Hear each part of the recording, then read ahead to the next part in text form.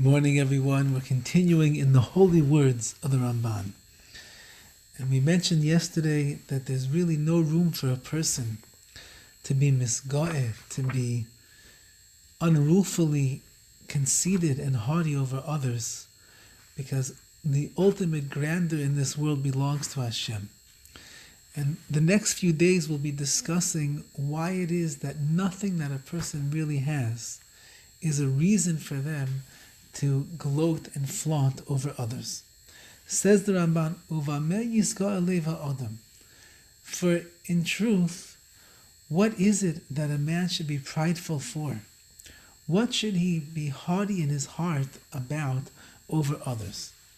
Im ba'oisher, if it's because he's a wealthy individual, so Hashem marish uma'ashir.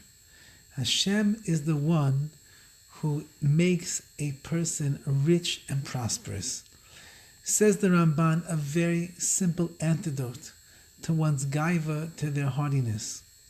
A person is rich, a person has money, they made a good business deal, they sold their stocks, they bought the right stocks, they invested, the investment panned out to be something extremely beneficial to their bank account.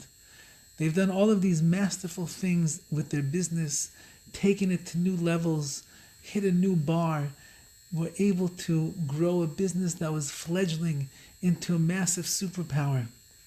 And the person now is an usher, they are rich. Often a person will think to themselves, as the Torah tells us, Koichi va'otzim yodi, asu li esachayil hazeh. My might and my strength, my savvy, my grace, my charm, all of my business mind, which I went to Wharton School of Business and I learned how to corner the market, all of that is what has stood by my side to allow me to become the rich man that I am. When a person feels that it's the own efforts that they expend into building their business or their company and making their money and developing their jackpot and their gold mine, so then it's very easy for a person to look back and reflect on his life, see the accomplishments, feel that they're responsible for all of their achievements, and then obviously they would become haughty and they would be prideful and gloat over others. However, says the Ramban, a person has to keep in mind that Hashem marish uma'ashir. Hashem himself is the one who decides who is going to be wealthy and who is not going to be wealthy, whose business is going to prosper this year, who's going to go from 5 figures to 6 figures, and from 6 figures to 7 figures, and 7 figures to 8 figures, and so on and so forth, and who's not going to. Which deal they're going to land, and which deal is going to be looked over, even if perhaps it seemed to be the greatest no-brainer deal in history. HaKadosh Baruch Hu himself is Marish Uma'asher. He is the one who gives the inheritance of wealth over to a person here in this world. And therefore, even though that perhaps I am smart, and I'm clever, I might even be brilliant, and I might be savvy and charismatic, and I might know how to have the conversation to smooth over the person that I'm trying to make the deal with, it all might be true. But who's the one that gave me the ideas?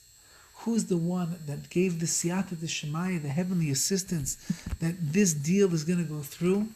Who is the one above that is watching over everything and deciding in his heavenly courts whether or not I'm going to become a rich man or not? It's all HaKadosh Baruch Hu. Do I have a right to flaunt my wealth over somebody else? Do I have the audacity to claim that in my greatness I made myself a wealthy individual and therefore I should look down upon somebody else? I can't, says the Ramban. Why? Because the only reason I find myself in the position of riches is because HaKadosh Baruch Hu gave me those riches.